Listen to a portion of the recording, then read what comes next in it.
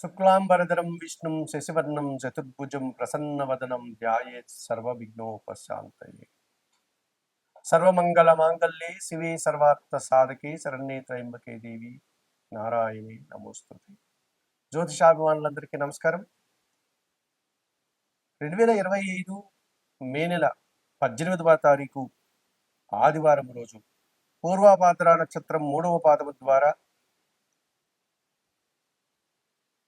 మీనరాశి నుండి రాహువు సాయంత్రం 5 గంటల ప్రాంతంలో కుంభరాశిలోనికి ప్రవేశిస్తున్నాడు. అదే రోజు అదే సమయానికి కేతువు కూడా ఉత్తర నక్షత్రం 1వ పాదము ద్వారా కన్యా రాశి నుండి సింహరాశిలోనికి సాయంత్రం 5 గంటలకు ప్రవేశిస్తున్నాడు. అదే ఆదివారం రోజు. ఈ రకంగా మే 18 సాయంత్రం 5 గంటలకు రాహువు మీనరాశి నుంచి కుంభరాశిలోనికి, కేతువు కన్యా రాశి నుంచి సింహరాశిలోనికి ప్రవేశించడం వల్ల రాహుకేతువులిద్దరూ కూడా తమ యొక్క మార్పును ప్రారంభించడం వల్ల ఈ 12 రాశుల మీద వీటి ప్రభావం ఎలా ఉంటుంది? సహజంగానే మనము ఈ ఛాయాగ్రహాలైనటువంటి రాహుకేతువుల గురించి మనం మాట్లాడుకున్నప్పుడు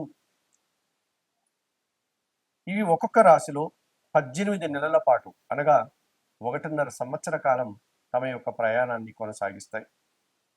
శని భగవానుడు ఎలాగైతే 2.5 సంవత్సరం ఒక్కొక్క రాశిలో ప్రవేశించే సంచారాన్ని కొనసాగిస్తాడో, గురువు ఎలాగైతే సంవత్సర కాలం తన సంచారాన్ని ఒక్కొక్క రాశిలో కొనసాగిస్తాడో, ఈ రాహుకేతువులు మాత్రం ఈ మే 18 నుంచి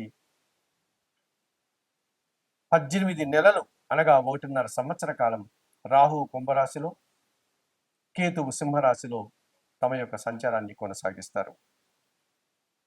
సహజంగా రాహువు గురించి మనం మాట్లాడుకున్నప్పుడు ఒక పొగ వంటి ఆకారం, భయంకర రూపం, నల్లని శరీరం, వాత ప్రవృత్తి కలిగినటువంటి స్వభావం, వన సంచారం, అతిధైర్యం, సాహసం, పదవి వ్యామోహం, జూదం, గ్యాంబ్లింగు, దురాశ, అత్యాశ, అన్య భాషాభిమానం, అన్య దేశాభిమానం,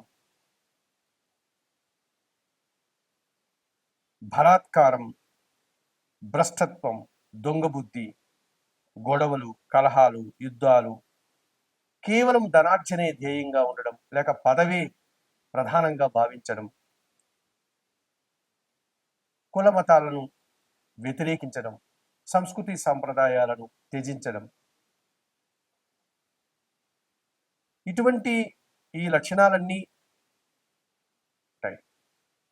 గంగా స్నానం, పితృతర్పణాలు, మరణాలు, శ్మశాన భూములు, ఇటువంటి స్వభావం కలిగినటువంటి ఈ రాహువు ఇప్పుడు కుంభరాశిలోనికి ప్రవేశించాడు.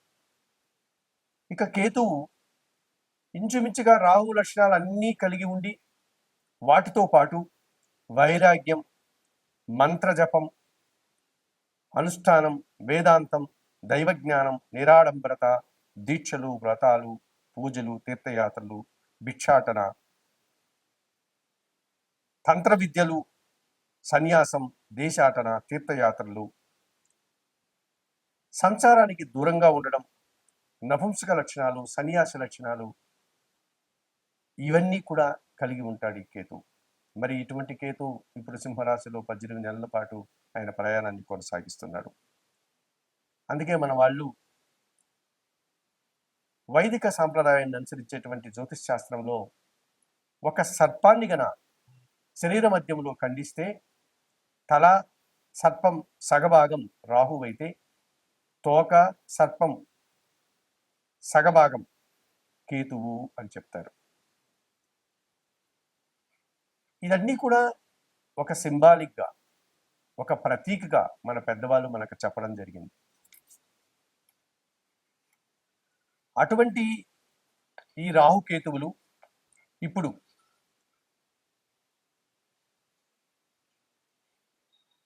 కుంభరాశిలో రాహువు, సింహరాశిలో కేతువు సంచారం కొనసాగుతోంది. మరి 12 రాశుల మీద వీటి ప్రభావం ఎలా ఉంటుంది? ఈ రాహుకేతుల యొక్క ప్రభావం 12 రాశుల మీద ఎలా ఉంటుంది? మిథున రాశి వారు 2025 మే 18 నుంచి రాహుకేతువులు మారుతున్నారు. రాహు మే 18 సాయంత్రం 5 గంటల నుంచి కుంభరాశిలోనికి ప్రవేశించి 18 నెలల పాటు తన సంచారాన్ని కొనసాగిస్తాడు. 2025 మే 18 సాయంత్రం 5 గంటలకు కేతువు సింహరాశిలోనికి ప్రవేశించి తన ప్రయాణాన్ని కొనసాగిస్తాడు. ఈ కారణం చేత మిథున రాశి వారికి ఈ రాహు కేతువుల యొక్క మార్పు సంచారం ఎటువంటి ఫలితాలను ఇచ్చేటువంటి వాతావరణం కనిపిస్తుంది. ముఖ్యంగా కుంభరాశిలో రాహు సంచారం మిథున రాశి వారికి అది భాగ్యభావమైంది. పూర్తిగా పూర్వపుణ్యానికి సంబంధించినటువంటి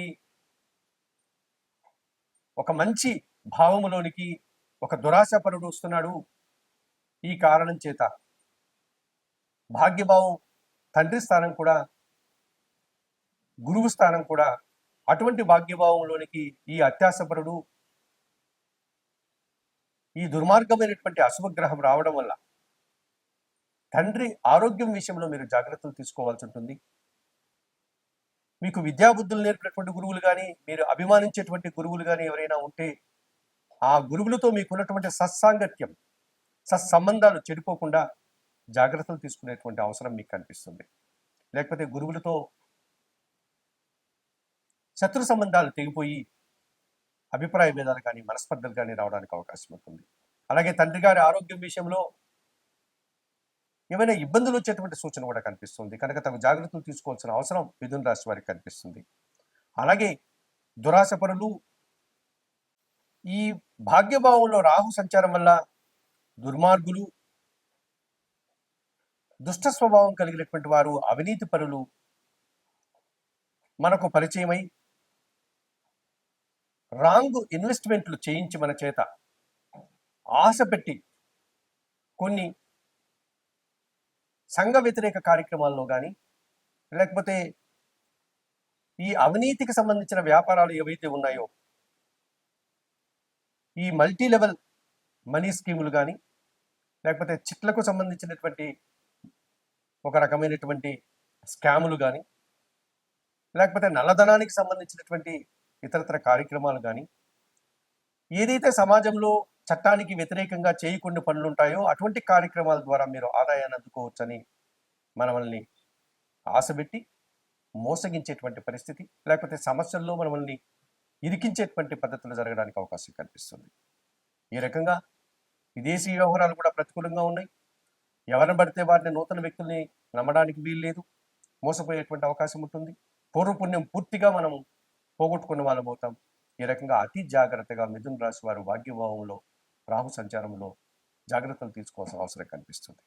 అయితే కేతువు మాత్రం మిథున రాశి వారికి 100% సుఫలితాలను అందించే వాతావరణం కనిపిస్తుంది.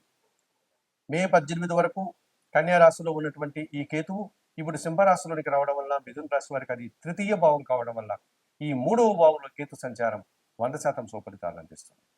జన సహకారం పుష్కలంగా ఉంటుంది.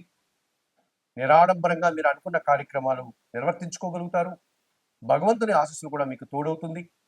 మీకంటే చిన్నవారు ఎవరైతే ఉన్నారో, సోదరిమణులు కానీ, సోదరులు కానీ, లేకపోతే స్నేహితుల్లో మీకంటే చిన్నవారి యొక్క సహాయం పుష్కలంగా అందుకుంటుంది. వారి సహకారంతో చాలా కార్యక్రమాలు మీరు సంతోషంగా, ఆనందంగా పూర్తి చేసుకోగలుగుతారు. ఎటువంటి కార్యక్రమం మీరు చేయాలనుకున్నా ఏమాత్రం ఆడంబరం లేకుండా, అనవసరమైనటువంటి ఖర్చులు లేకుండా ప్రశాంతంగా ఆ కార్యక్రమాన్ని మీరు పూర్తి చేసుకునేటువంటి పరిస్థితి మీకు ఏర్పడుతుంది ఈ కేతువు తృతీయ భావంలో సంచారం కొనసాగించడం వల్ల. ఈ రకంగా మిథున రాశి వారికి ఈ సంవత్సరం జన సహకారం, భగవంతుని ఆశీస్సులు, తీర్థయాత్రలు, దైవ దర్శనాలు, పూజాది కార్యక్రమాలు, హోమాలు, ఇలాంటి కార్యక్రమాలంతా కూడా, ఆధ్యాత్మిక కార్యక్రమాలంతా కూడా సంతోషంగా, అతి సులభంగా మీరు పూర్తి చేసుకొని పుణ్య ఫలాన్ని పొందడానికి అవకాశం కనిపిస్తుంది.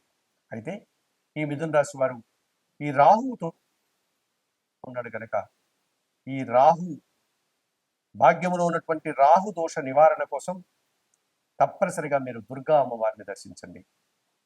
కనకదుర్గా అమ్మవారిని దర్శించుకోండి. అమ్మవారికి ఎర్రటి పూలమాలను సమర్పించండి. ఎర్రటి పండ్లను నైవేద్యంగా సమర్పించండి. శ్రీదేవి ఖడ్గమాల స్తోత్రం చదువుకోండి. శ్రీ సూక్తం చదువుకోండి. మినుములను పేదవారికి కానీ లేక కనకదుర్గ ఆలయంలోని పురోహితుల వారికి కానీ దానం చేయండి. ఈ రకంగా చేయడం వల్ల ఈ భాగ్య రాహు దోషం నుంచి మీరు బయటపడడానికి అవకాశం కనిపిస్తుంది. మరి మిథున రాశి వారు ఈ రాహుకేతువుల మార్పు వల్ల జరిగినటువంటి పరిస్థితుల్ని అర్థం చేసుకుని ఆకలింపజేసుకుని ఈ భాగ్య రాహు దోషం నుంచి బయటపడడానికి చెప్పిన పరిహారాన్ని స్వీకరిస్తూ పరిహారాలంతా కూడా ఆచరిస్తూ ఆయుర ఆరోగ్యాలతో ఆర్థిక అభివృద్ధిని పొందాలని మనస్ఫూర్తిగా కోరుకుంటూ సర్వే జనా సుఖినో భవంతు. నమస్కారం.